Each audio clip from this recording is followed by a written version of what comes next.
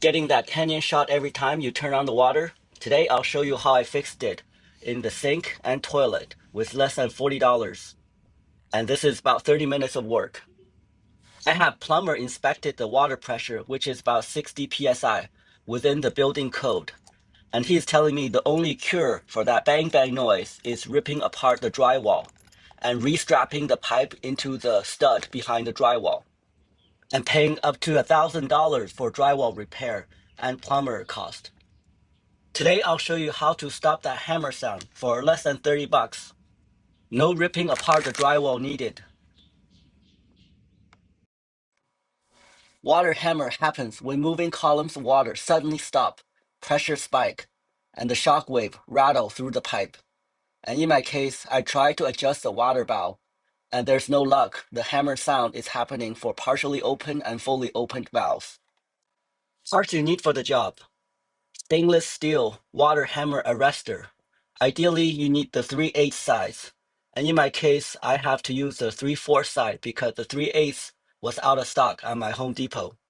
I could order online, but the lead time was quite long, so I decided to use the 3/4 and use fittings to convert 3/4 to 3/8. Here is the assembly for the water arrestor. Wrap male threads of the adapters with 2 turns of plumber's tape. Thread the adapter into the arrestor's inlet, 3/4 MHT side. You want hand tightening, then give it another half turn with a wrench. Then attach the 90-degree elbow to the adapter's 3/8 compression end. Finally, finish with the 3/8 female coupling on the elbow's outlet. Snug both compression nut tight. And one tip: you want finger tight plus half turn with a wrench. Do not over crank. Now we're ready to install the arrestor after assembling it with the right fittings. First, set the angle stop. Make sure you have a bowl or towel under it to capture any water runoff. Next, loosen the 3/8 supply line with a wrench. Thread the arrestor assembly onto the valve 3/8 outlet. Keep the arrestor vertical.